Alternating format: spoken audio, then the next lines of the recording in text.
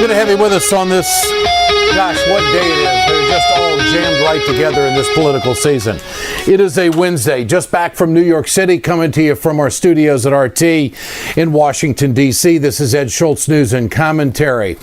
Very interesting scenario unfolding last night in Brooklyn, New York. You tell me, how does the mainstream media not pay attention to full blocks and full buildings filled with voters being disenfranchised? People going to the polls, well, that's my name, but I'm not an independent. I'm not a Republican. Or I didn't check off on some Division of Motor Vehicle card properly. What's going on here? What unfolded last night, where 250,000 people did not get to vote in Brooklyn, is a real embarrassment to the Democratic Party. And of course, the margin of victory and the machine put together by the Clintons is so strong right now, not a lot of people are paying attention to it, but they have to, because this is going to be a problem in November, no question about it. Now, I was at the Clinton headquarters last night at the Sheraton on 7th Avenue in Manhattan. Clinton people, very, very professional, very cordial, and very organized, I might say. They are a machine. They know exactly how they want to do it. They know what they want to do.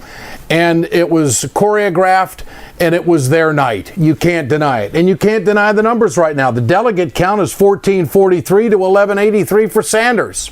The math doesn't look good for Bernie. He's going to have to really run it next week, and of course hope for a big delegate-rich California to deliver for him. And that's what he wants, because he wants to go to the convention, have more pledged delegates, and then attack the super delegate formula, which he thinks is destroying the party. That actually, if they could get the super delegates out of all of this, that would be the first attempt, physical attempt and movement to get big money out of politics, because a lot of these super delegates are just bought and paid for. I mean, come on, political favors up and down the aisle on this, and it would suppress any kind of movement of democracy. Or any grassroots movement. It would certainly take the heartbeat and the breath right out of it. And that's what Sanders wants to change. The guy may transform the democratic process in this country. But it was a big night for Clinton. I guess you could say she's back in the driver's seat after losing 8 out of 9. She wins her home state. It's been 10 years since they voted for Hillary Clinton in New York. And most senators leave the Senate with not very high rankings, or not very high ratings with the people that they've served. That's just kind of the nature of the business. It's very rare for somebody to leave the Senate with high popularity. Well, popularity doesn't matter now, because she won last night. And the fact is that New Yorkers remembered the job she did as senator, and so much that there are a number of labor unions that have sat idle, that they have not endorsed either way. One of them is the Steelworkers Union. We'll talk about that tonight on RT America, 8 o'clock Eastern time on TV. It's jobs in the economy.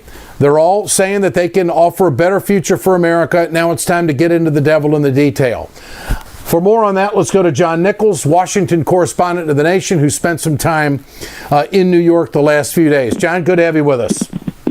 Ed, it's great to be with you. What do you make of what unfolded last night and the complaints of American voters in Brooklyn? How big a deal is this, and how big a scar is it for the Democrats? Well, it's a big deal, and it is a bit of a scar for the Democrats because Brooklyn is such a Democratic area.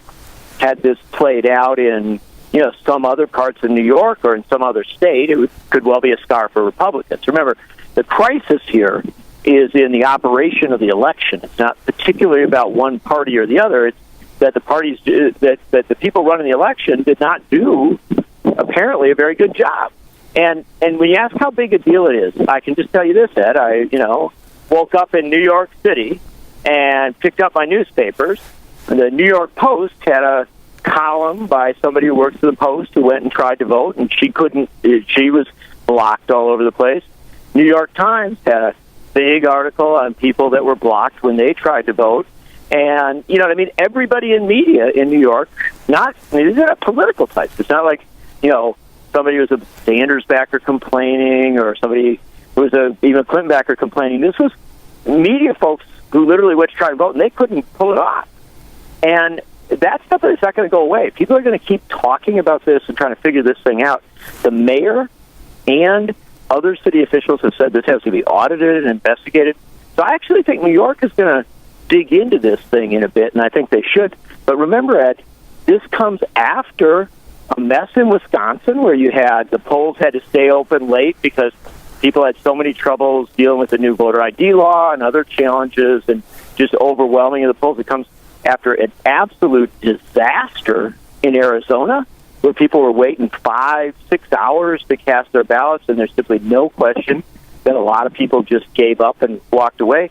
I mean, this is looking, Ed, like a real mess of a primary season in this country. Well, it's going to...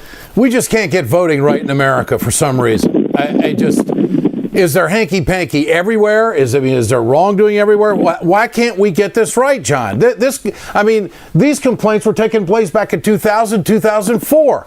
This is 16, and we're still messing with it. Well, I think here's the problem, one of the big problems. In the United States, we still have not established a core set of rules that says, look, this is the national standard for voting. Yeah. You can't fall below this standard. And so what we've got is we have radically different rules in different states, and it really comes to a head in the primaries. Yeah. In my home state of Wisconsin, it's an open primary. Anybody can vote, Democrat, Republican. You can register that day. Certainly, Scott Walker's made it harder, but it's still an open primary. In New York, it's a closed primary. It's very hard to register. You got to pick one party or the other. These are very different rules. And how do you nominate somebody for president with 50 different sets of rules? Yeah. And how do you get any kind of consistency out of it? It's really something both parties. I think it's a real scar. I think it's a real scar for the Democratic Party. I think that the margin of victory for Hillary last night is going to squash the story eventually, that the talk of inevitability is going to resurface again. She olive branched to the Sanders supporters last night in her New York victory speech. And this puts really Bernie Sanders in a pretty tight spot. Number one, if he campaigns against Hillary and goes even a bit negative or comparing and contrasting records and issues, it's going to be viewed as a slam against the party. He's got a ton of money. He can't quit. That's the key. He's got so much money and so many millions of people behind him. How in the world can he say, well, yeah, Hillary's going to have the delegates? He's got to keep going. He owes it to the people, and I don't think there's any suggestion that he would not keep going. But the fact is, he's in a tough spot in that regard. Your take on where Bernie Sanders is right now and where this campaign is, as that Hillary Clinton said last night, she eyes the finish line, so to speak. Well, and she had a big win in New York. That does help her to eye the finish line, no doubt about that. But remember, New York gave Hillary Clinton, the final accounting tells us, but around 140 more delegates. It looks like it gave Bernie Sanders, again, not giving you the precise number here, but saying around 105 more delegates. So each of them picked up, a substantial number of delegates. And what I would just caution is, I know that there's simply no doubt that Hillary Clinton has the advantage here, and she has every right to say she can see the finish line. She actually has every right to say it's time to start focusing on the next thing. She's a candidate. She has that right. But my counsel is this. In a democracy, we ought to want people to be able to weigh in throughout the process. I actually think that's good for the Democratic Party, to have primaries, to have the excitement that goes with it. You don't want all the energy over in one party, the Republican Party in this case, where everybody's just talking about Trump all the time. And so my view is that it's a smart move to, at the very least, carry this thing through, not until you can predict that somebody's going to have the most delegates, but until somebody actually has the numbers. All right. Speaking of that, on the Republican side, it doesn't look like Donald Trump is going to have the 1237 needed to get the nomination.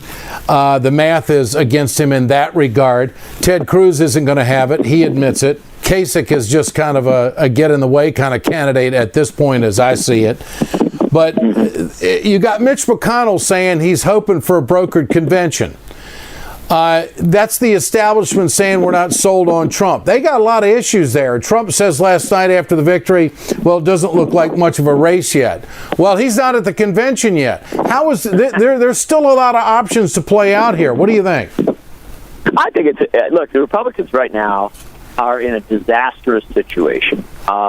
It may get sorted out. What New York did was redeem Donald Trump.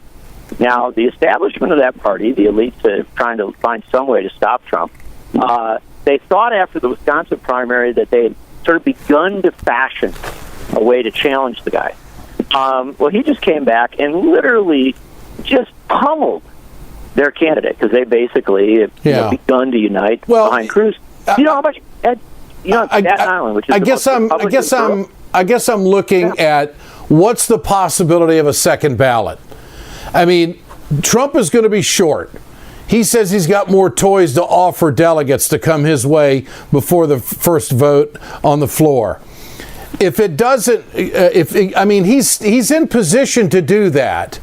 But if it doesn't happen, and of course that's what Cruz is hoping for, it could be all-out war at that particular point. And it sounds like Mitch McConnell and some establishment people would, support Cruz. What do you think?